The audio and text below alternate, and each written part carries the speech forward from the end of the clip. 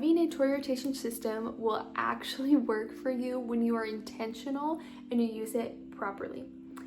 My name is Emily and this is Mommy Greens, and my channel is all about faith, motherhood, homemaking, and all things that come with that. Today I'm just going to share everything that has to do with a toy rotation system and how it has greatly impacted the way that we organize our toys and we minimize clutter.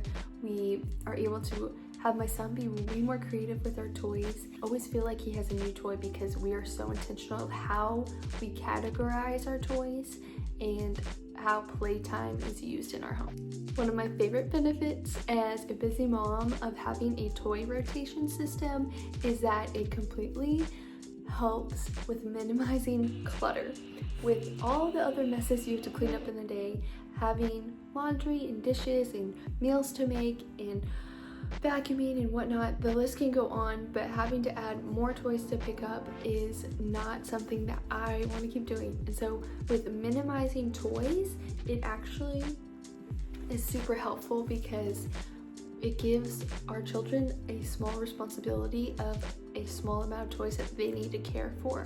And it's not that I never help my son pick up toys, but it is overwhelming for children to see a huge pile of toys in a room, which is super exciting at first, but once they get used to it, I feel like we become not good stewards of the things we've been given, and we want to be good stewards of it. So if I'm able to teach that to my son, it would be, okay, let us have only a few toys out and let's be faithful with the little and be able to pick up after our toys, and then we'll be able to have more.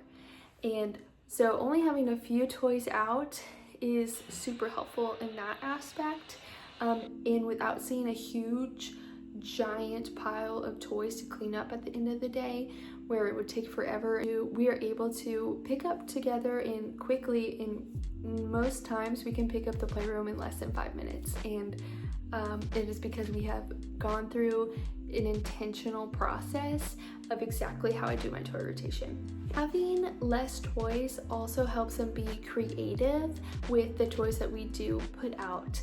Without it being so overwhelming, we're able to just see that my son is able to pick the 8 to 10 toys that we put out and just enjoy those and utilizing them and using all of his toys. One thing that we always put out are we put out all of our books, categorize them by color, and it was easy for him to, when it was time to read, it was really easy for him to grab a book. When I said, hey, grab a green book, a blue book, and a red book, and we'd read from those colors and he would enjoy that. And it would be way easier for him to learn how to put it back, which is super helpful for a busy mom. I am so grateful that I learned about having a toy rotation system early on in motherhood when my child was just over 1 year old. And so ever since then, I have created a small system, but as we've grown to have more toys and more children, I just knew that I needed to expand this space so that long-term it will work for us. So I'm very grateful to do that, and now I'm going to show you exactly how we do it. Okay, we have made it to our spare bedroom where we keep all of our toy rotation toys. We do not like to have toys in the bedroom or extra toys that are not part of the toy rotation in the playroom, just because that's a lot easier to manage if it's not in that space and if it's in a separate space. I have a 4x4 cubby system that I have, and I'm missing 2 of my little bins, but all in all, it is organized chaos basically, and you're just able to categorize your toys, have a variety for your child to play with.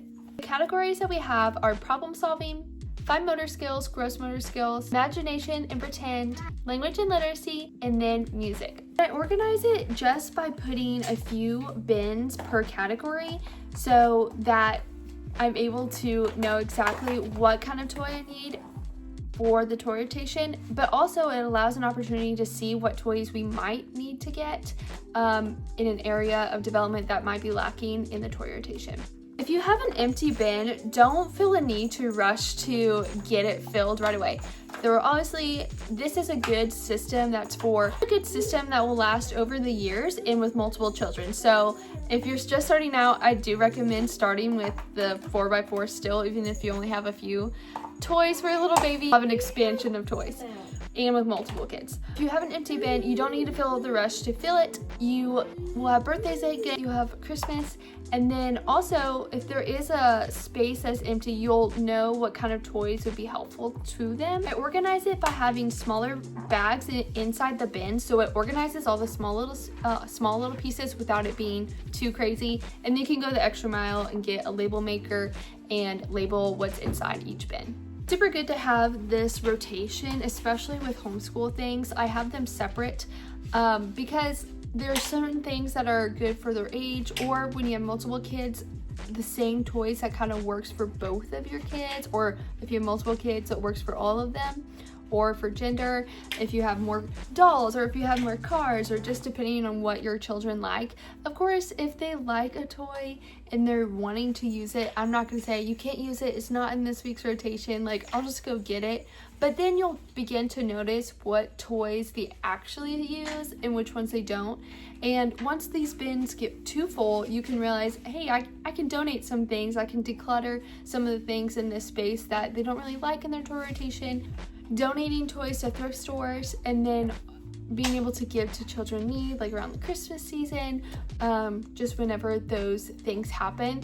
That is a good lesson for your kids to learn as well, not just receiving toys, but also giving toys. This toy rotation system has really helped me be organized and clean. And of course, it's not perfect all the time, or the playroom isn't at the exact clean standard that I desire it to. Of course, we're human and we live in our house and we live in the playroom, but it does make it easier when it's time to clean up, that my child does help a lot more when there's not so big of a mess. And also that it really just takes 5 minutes, so I help with him and help him clean it up so it looks nice and clean, and he can see the toys he's gonna play with and enjoy playing with them because it's all visible and it looks really appealing. And so maybe even doing a rotation of not just the actual toys that are in there, but having a different place in the playroom to make it fun for them in a new space and in a different light. And new ideas and creativity will come about from just placement, and see how your child will respond to that and how they'll interact with their toys and how they'll learn along the way with their playtime. That is so intentional. Thank you guys for watching today's video. I hope that you feel encouraged